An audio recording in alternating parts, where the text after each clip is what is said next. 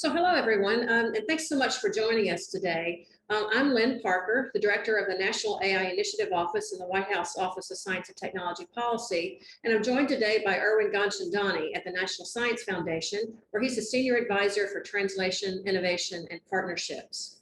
So today we're going to tell you something about the National AI Initiative, as well as the National AI Research Resource Task Force. We thought it would be helpful to start off with kind of an overview of what the National AI Initiative is all about, to put this into context for you. So earlier this year, as part of the National AI Initiative Act of 2020, the National AI Initiative was launched that outlined quite a number of activities that the federal agencies should undertake in order to progress the nation's leadership in artificial intelligence. So the National AI Initiative has three primary purposes. The first is to ensure that the United States continues to lead the world in research and development.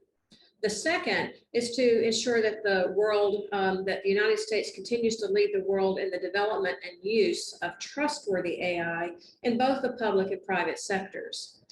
And third, we want to make sure that we continue to prepare the U.S. workforce for integration of AI across all types of jobs across the United States, and to make sure that people are prepared with the skills that they need to engage in the AI jobs of today and in the future. And in addition to those three primary goals of the National AI Initiative, the legislation also called for the establishment of the National AI Initiative Office.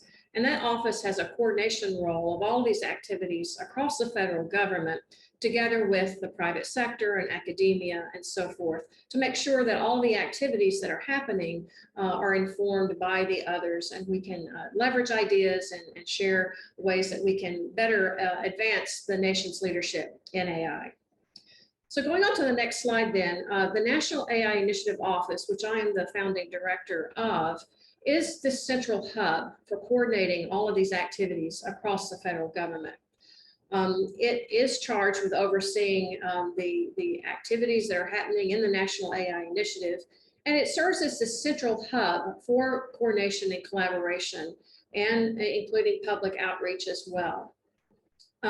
It also hopes to promote the innovative use of these technologies and practices and expertise that's derived by the National AI Initiative will also be spread across the federal government, indeed the nation as a whole. So then if you look at the kinds of activities that the National AI Initiative undertakes, we've placed them into 6 primary pillars here. They align, of course, very closely with those main goals of a National AI Initiative, and they dig into a few more areas in just a little bit more detail. Now, first, of course, is making sure that we're prioritizing AI research and development. In just a second, Erwin will give you an idea of some of the work that this involves in the area of National AI Research Institutes. But broadly speaking, we want to ensure that the nation as a whole can engage well in that cutting edge research, that fundamental long-term research that's so important for the United States to continue to have a leadership position in AI. We all know that today's advances of AI that we're gaining the benefit of really were laid in a kind of a foundational investments that were started decades ago by the federal government and have led to these great advances that we can now take good advantage of and can benefit from. Now, closely related to the federal investments in fundamental research in artificial intelligence are also those investments in the kind of infrastructure that's needed in order to conduct that research. And so today we'll be telling you a little bit more as well about the National AI Research Resource concept and the task force that's been stood up to further that idea. Because this is aimed at ensuring that all of our nation's researchers in AI have access to the infrastructure and data, computational resources, and so forth that can help them engage well in AI research. And so we'll be talking a little bit more about that. That's an important part of our nation's investments as part of the National AI Initiative. Broadly speaking, of course, there's that important term of trustworthy AI or the responsible use of AI. And so the National AI Initiative has a number of activities ongoing to ensure that as a nation, we're looking at what the fundamental principles are for the use of AI, but we're also translating those principles into practice. We mentioned already the importance of training an AI-ready workforce, and that is something that can also happen through the National AI Research Institutes that you'll hear about, as well as the National AI Research Resource, which by providing people from across the nation with access to these kinds of resources so that they can engage in AI research and development, they also will be learning and educating the next generation of people who can be involved in AI activities and research and be involved in this kind of work in the workforce. Promoting international engagement is also an important component of the National AI Initiative. It's critically important that the United States works together with our like-minded partners to ensure that AI is responsibly used around the world. And so the United States is engaged in a number of different kinds of activities to work together with like-minded partners to ensure that we all benefit from AI across the world. And then finally, we also want to ensure that the government itself, the US federal government, is also appropriately making use of AI to improve the kinds of services that are provided for the people of the country. And so this is an area as well that we're exploring and investigating further. One other point that I'll make is that as part of the National AI Initiative Act, the legislation mandated that we will have a National AI Advisory Committee. Now, this advisory committee is in the process of being stood up. The Department of Commerce has the leadership role in standing up this advisory committee. And this committee will advise both the President and the National AI Initiative Office on a number of activity and areas that are important for artificial intelligence, including what is the level of competitiveness of the United States? What's the state of the science around the world? What are the workforce implications of AI? What are the societal impacts of AI, and so forth? And you can see from this slide quite a list of areas that the National AI Advisory Committee will be advising on. So just note that that advisory committee will be looking at quite a broad spectrum of areas of interest for artificial intelligence. What we'll be talking about later in this talk today is this very specific task force that is looking specifically at research infrastructure for AI. So I want people to be aware that this advisory committee is also being spun up and will provide important advice to the nation in some other areas. So at this point then, with the next slide then, what we'll do is focus in on an area in particular that is advancing the nation's leadership in research and development, and at the same time is helping with that education area. And so I'll turn it over now to Erwin to talk about the AI Research Institutes. Great, thanks very much, Lynn, and it's a pleasure to be with all of you today. As Lynn mentioned, a couple of the focal points of the National AI Initiative include ensuring that we're promoting US leadership in research and development in artificial intelligence, as well as ensuring that we are educating and training the workforce of the future. Researchers, practitioners, users, and consumers of artificial intelligence techniques and capabilities alike. And so one of the things that some of you are familiar with, the National Science Foundation rolled out back in October of 2019 was a new program called the National AI Research Institutes Program. And indeed, the AI Initiative Act that Lynn referenced that became law earlier this year codifies the AI Research Institutes Program going forward as well.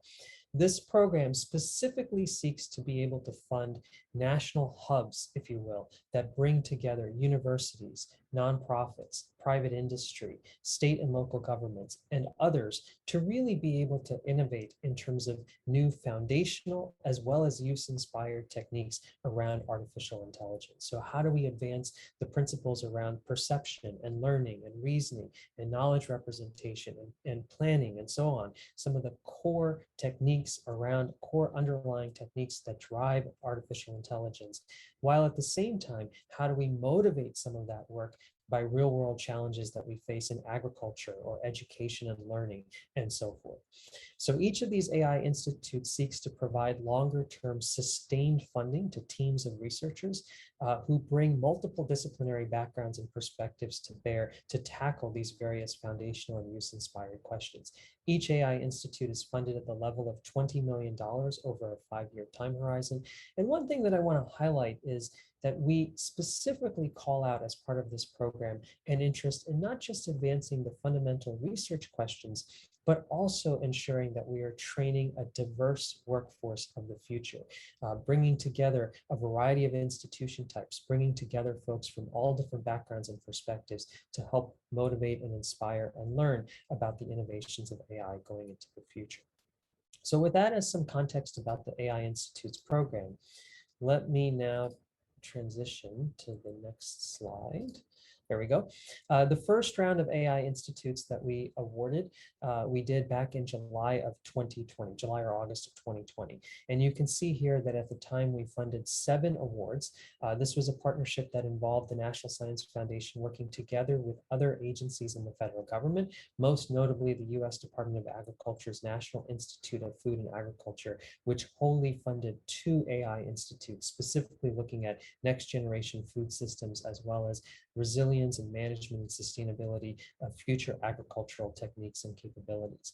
In addition to those 2 institutes, NSF funded 5 others that spanned from trustworthy AI systems in the context of weather and climate and coastal oceanography, to foundations of machine learning, to new approaches in the context of AI in the context of molecular discovery and synthesis and manufacturing, as well as AI in the context of physics and fundamental interactions.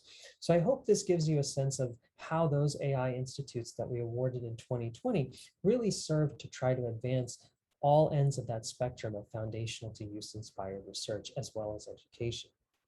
Now, in addition to that round of AI institutes, we ran a second competition for AI institutes across the last year. And just a few weeks ago, we're excited to announce the next round of institutes totaling 11 awards across a number of topical areas, from AI and human interaction to thinking about new ways for AI augmented learning to AI and optimization and so forth. One of the things that I really want to highlight about this particular slide is how these 2021 awards, together with the 2020 awards that we made last year, now touch 40 states of the United States plus the District of Columbia. So the footprint of these AI institutes really serves to engage and also positively impact the lives of so many Americans across our country. Having said that, the second round of AI institutes was a partnership that involved other federal agencies like the first one, but it was also one where we brought in partners from the private sector who directly worked with NSF, and together their investments have allowed us to be able to fund an additional AI institute above and beyond what we might have been able to fund with federal dollars. The partners are also providing data sets, access to other types of resources, as well as internship and externship opportunities for students to be able to further the work that we're able to do with the AI Research Institutes. And just to give you an illustration of the breadth and the impact of the AI Institutes, I talked about some of those direct partnerships that NSF has engaged in with other agencies in the federal government, as well as with the private sector. Let me talk also about the partnerships that are catalyzed by virtue of the NSF investment in the AI institutes. So this particular institute, the Institute for Research on Trustworthy AI in Weather, Climate, and Coastal Oceanography, is headed up by the University of Oklahoma. And you can see its footprint in the gold color, if you will, that spans multiple states and universities, colleges and universities, including minority-serving institutions that are located in those jurisdictions across the country. But what's really appealing and exciting to us about these AI institutes is that we go beyond universities, and they're catalyzing partnerships directly between the University of Oklahoma and their university partners and other federal agencies. NOAA and the US Navy, for example, with private companies, and with state and local agencies that serve to motivate the research questions that are being pursued by this institute, and also serve as proving grounds for some of the solutions and techniques that are emerging from these research institutes as well going forward. So I hope this gives you a flavor for how the AI Research Institutes, as one emphasis area called out by the National AI Initiative Act and as part of the broader AI initiative, is really serving to advance foundational research, use-inspired research, education, and workforce development around artificial intelligence. So with that, let me now transition to talking a bit about the National AI Research Resource Task Force that Lynn also mentioned, and that's also codified in the AI Initiative Act from earlier this year. This task force has a very specific mandate. It is to investigate the feasibility and advisability of establishing and sustaining a national AI research resource, and specifically to propose a roadmap for how we could go about establishing and sustaining that resource. I want to be very clear that the task force's mandate isn't to actually go off and implement, but rather to develop the implementation plan, if you will, that could then be taken up by agencies, by the private sector, by other stakeholders to be able to pursue this type of an approach.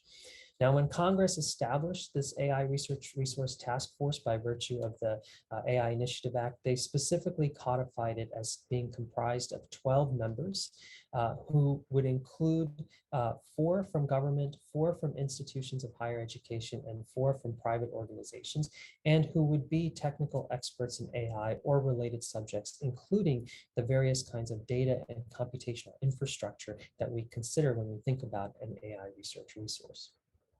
So what you see on this slide here is the membership of this task force, which we announced back in June of this year.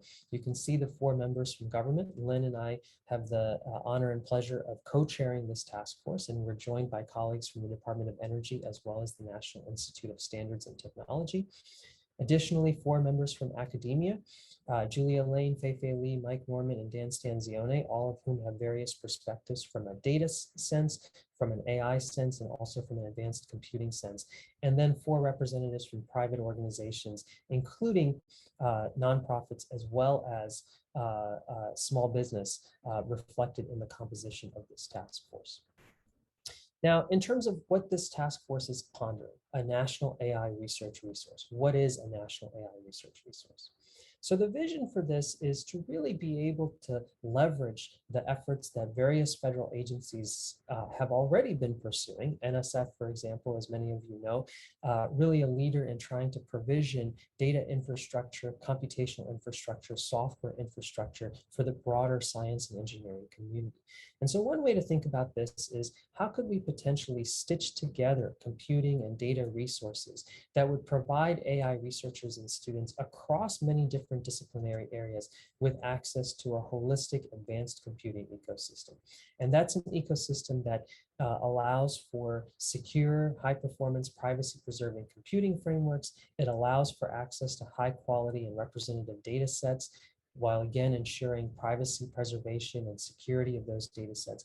And something that I personally am really passionate about, it also ensures that we're providing the appropriate educational tools and user support mechanisms so that we can offer an ability for all different users to be able to have access to this type of a resource and to be able to learn how to utilize this resource in the service of various kinds of experiments that they want to do to be able to advance AI techniques as well as the use cases associated with those AI techniques. So really the why here at the very bottom of this slide is really, really important. This is about trying to be able to democratize access to the advanced cyber infrastructure that fuels AI research and development. It's about trying to ensure that everyone, regardless of background, regardless of experience, regardless of location, regardless of institutional affiliation, has an ability to be able to participate in the conduct of AI research, particularly those who have long been underserved or underrepresented in AI or in STEM fields more generally. So the work of this task force with that as context is really to devise an implementation plan. Congress directed the task force to do so, and specifically to include these characteristics or these details in that implementation plan. An understanding of the agency or organization or agencies, organizations that should be responsible for implementation and administration of the task of the research resource. Understanding what the governance structure would look like, spanning those agencies and organizations, spanning multiple sectors potentially. Thinking through the various capabilities that are desired in an AI research resource. These capabilities include access to data sets and computing resources, software capabilities, secure access control, data curation, and access to those data sets along the way, educational tools and services, and a common unified user interface portal. They asked us to also, as we step through those capabilities, to really think carefully about how do you access high quality government data sets? How do you preserve privacy and security along the way? How do you think about civil rights and civil liberties requirements in the conduct of AI research that might be enabled by this resource as well? And I think along those lines as well, how do we think about the public and private partnerships that are going to be really critical to being able to foster this type of a research resource and again, sustain it, endure it over the long haul. So I hope this gives you a sense for some of the characteristics of what is a research resource, and what is the task force charged to do, and the sort of implementation plan that we hope to generate over the timeline associated with the task force over the next 12 to 18 months or so. And with that, I'm going to hand it back over to Lynn to talk about some ways of engagement that we have thought about to really ensure we're capturing the inputs of the broader community along the way. Great, thanks so much, Erwin. And as you can see from this next slide, that legislation directs the task force to conduct quite a wide range of consultations. You can see that includes a lot of different kinds of federal agencies, but it also includes diverse perspectives from a lot of kinds of stakeholders. That includes academic associations and computing community groups, civil society groups, justice and equity advocacy groups, and a lot of different kinds of affinity groups within the AI community. So as the task force does its work, it will prioritize bringing in all of these diverse perspectives for the work of the task force to make sure that we're filling all of the gaps that may be there in terms of the kind of expertise and experience that the task force members themselves bring to this research resource effort. And so that community input is going to be critically important to making sure that we do have all those perspectives in mind. Now, as this next slide notes, to augment the consultations that the task force is conducting through all of the various meetings and the work of the task force, OSTP and the National Science Foundation have issued a public request for information, or RFI, in order to gather that additional input from across the AI community on all the different aspects of the implementation plan that Erwin mentioned a minute ago. And again, we want to gain really a diversity of perspectives to inform all of those capabilities and priorities of the National AI Research Resource. So this RFI was posted on July the 23rd, and it's going to be open through October 1st. And so we're encouraging everyone to please comment on all these various aspects of the National AI Research Resource. We've also phrased a number of specific questions, as you can see on the slide, asking about requirements for privacy and civil rights and civil liberties, for example, focusing on how this National AI Research Resource and all of its components can reinforce those principles of ethical and responsible research and development of AI. And so the public is invited to comment on any of the existing building blocks for the National AI Research Resource as well, and any other types of perhaps existing public-private partnerships or other models that already exist that we can build from as part of this effort. So we encourage everyone listening to please consider providing your input through that RFI. And that way we can make sure that all the great ideas that we have in terms of how to implement this resource are taken into consideration. Now, this next slide talks about some of the timeline and deliverables that we're looking at here for the task force. The legislation called for two primary deliverables. One is the interim report that's due in the spring of this next coming year, and then the final report is due in the fall of this next year. And so these are the main deliverables that we're working toward. And so the work that we're working on with the task force is all toward those two primary deliverables. So the next slide gives you a little bit more detail now in terms of what the timeline looks like. It is a fairly aggressive and short timeline. And so we've put together a work plan that divides the kind of work that we're working on into three primary phases of work. There's an assessment phase that runs from now until February of next year. And during that time, we're going to be considering all the different aspects of the implementation plan that we need to be working on. And then we will do all of that, of course, as I mentioned, through consultations with stakeholders and dialogue amongst the task force members and so forth. And then the objective then is by the end of that phase to have a good understanding of what all the challenges and opportunities are. And then we will have built a general consensus around the recommendations that the task force could make to address all those various issues. During this assessment phase, meetings are being held in July, August, October, December, and then next year in February. And then we'll also have working group meetings in between those in order to hash out some of these areas of implementation in more detail.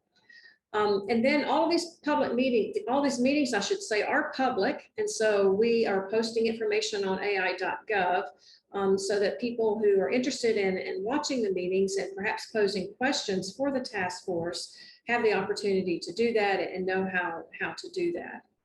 And so then next year then, from March to May, we'll move into the development of the interim report. And then from May to November, we'll move into the development of the final report and really focusing in the final report on how to implement those recommendations that are laid out as part of the interim report. And then once the final report is issued at the end of next year, then the task force will have completed its work. It's turned over to Congress, and then Congress can consider what the next best steps are in terms of implementation. And so if we look now at the next slide, this goes into just a little more detail on all the specific topics that we'll be working on. I'm not going to go into all those details now, but the gist of it is that at each meeting during this assessment phase, we will be considering a number of important topics that are relevant for the implementation plan that the task force is developing. And in between those full meetings that are public, we will have smaller working group meetings of about 3 to 6 task force members who will dig in and look in more detail at all the various topics that the implementation plan will include, and then develop some proposed recommendations that will then come together to the full task force meeting for deliberation and final decisions. So all those decisions will be made at the public meetings. And then all the working group discussions and meetings and so forth will also be led by the task force members. So this gives you a gist of where we are at this stage of the process with the assessment phase. More details, of course, as we work through the assessment phase and next year begin preparing the reports, we can make more of details available at that time. So then we'll just move it to the last slide and just say thanks. I think hopefully today we've given you a broad overview of a number of different interrelated topics. We've talked about the National AI Initiative that's set forth by Congress. We talked about the National AI Initiative areas of priority that we've been working on, including an important priority in the area of research and development that Erwin talked about in terms of the AI research institutes, as well as with the importance of investing in the research infrastructure, which is what this National AI Research Resource is all about. We've also given you kind of an overview of the timeline and the implementation plan for how we will be doing the work of the National AI Research Resource and how the task force will do its work. And again, we want to encourage all of you to provide your thoughts and feedback on this National AI Research Resource through that open request for information that's posted on the Federal Register. And finally, just for any additional information on any of these topics or related topics that we've talked about today, we again direct you to the website ai.gov. And that provides information on all these topics and many more that hopefully will get you a good perspective on what all the federal activities are in AI. So with that, Erwin and I thank you very much for listening.